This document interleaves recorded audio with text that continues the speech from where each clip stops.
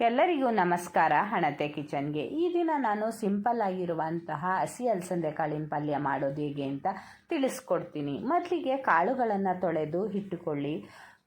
ಒಲೆ ಮೇಲೆ ಒಂದು ಪಾತ್ರೆಯನ್ನಿಟ್ಟು ನೀರನ್ನು ಹಾಕಿ ಕುದಿಯಲು ಬಿಡಿ. ಈ ಕುದಿಯುತ್ತಿರುವ ನೀರಿಗೆ ತೊಳೆದಿಟ್ಟಂತಹ ಕಾಳುಗಳನ್ನು ಹಾಕಿ ಬೇಯಲು ಬಿಡಬೇಕು. ಈ ಕಾಳುಗಳು ಬೇಯಲು 10 ರಿಂದ 15 ನಿಮಿಷಗಳು ತೆಗೆದುಕೊಳ್ಳುತ್ತದೆ. ಮತ್ತು ಇದಕ್ಕೆ ನಾವು ರುಚಿಗೆ ತಕ್ಕಷ್ಟು ಉಪ್ಪನ್ನು ಇವಾಗಲೇ ನಾವು ಅದಕ್ಕೆ ಸೇರಿಸಬೇಕು. ಉಪ್ಪು ಇವಾಗಲೇ ಹಾಕೋದ್ರಿಂದ ಕಾಳುಗಳು ಉಪ್ಪಿನ ಅಂಶವನ್ನು ಅಬ್ಸರ್ವ್ ಮಾಡಿಕೊಳ್ಳುತ್ತೆ ಮತ್ತು ರುಚಿಯೂ ಸಹ ಚೆನ್ನಾಗಿರುತ್ತೆ. ಎಲ್ಲ ಕಾಳುಗಳಿಗೆ ಉಪ್ಪಿನ ಅಂಶ ಸೇರಿರುತ್ತದೆ. ಮತ್ತು ಮಧ್ಯ ಮಧ್ಯ ಈ ಕಾಳುಗಳನ್ನು ನಾವು ಬೆಂದಿದೆಯಾ ಎಂದು ಚೆಕ್ ಮಾಡ್ಕೋಬೇಕು. ಹೀಗೆ ನಾನು ಮಾಡ್ತಾ ಇರೋ ರೀತಿಯಲ್ಲೇ ಚೆಕ್ ಮಾಡ್ಕೊಳ್ಳಿ. ಈ ರೀತಿ ಬೆಂದಿದ್ದರೆ ಕಾಳುಗಳು ಸೋಸುವಂತಹ ಪಾತ್ರೆಗೆ ಹಾಕಿ ಇದನ್ನು ಸೋಸಿಕೊಳ್ಬೇಕು.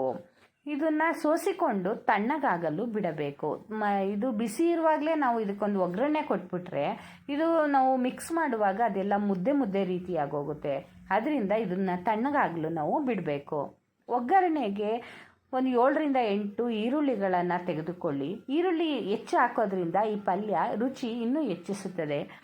ಮತ್ತು ಒಂದು ಬಾಣಲಿಗೆ 3 ರಿಂದ 4 ಚಮಚ ಎಣ್ಣೆಯನ್ನು ಹಾಕಿ, ಎಣ್ಣೆ ಕಾದ ನಂತರ ಒಂದು ಅರ್ಧ ಚಮಚ ಸಾಸಿವೆಯನ್ನು ಹಾಕಿ, ಸಾಸಿವೆ ಜೊತೆಗೆ ಒಂದು ಅರ್ಧ ಚಮಚ ಜೀರಿಗೆಯನ್ನು ಹಾಕಿ, ಈ ಜೀರಿಗೆಯ ಘಮವು ಆ ಕಾಳುಗಳಿಗೆ ಸೇರೋದ್ರಿಂದ ಒಂಥರ ತಿನ್ನೋದಕ್ಕೆ ಟೇಸ್ಟ್ ಆಗಿರುತ್ತೆ.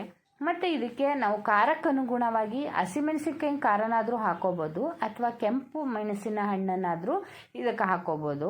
ಹಾಕಿ ಇದನ್ನು ಬಾಡಿಸಿ ನಂತರ ಸಣ್ಣಗೆ ಹೆಚ್ಚಿಟ್ಟಂತಹ ಹಸಿ ಈರುಳ್ಳಿಗಳನ್ನು ಹಾಕಿ ಇದನ್ನು ಚೆನ್ನಾಗಿ ಬಾಡಿಸ್ಕೊಳ್ಬೇಕು.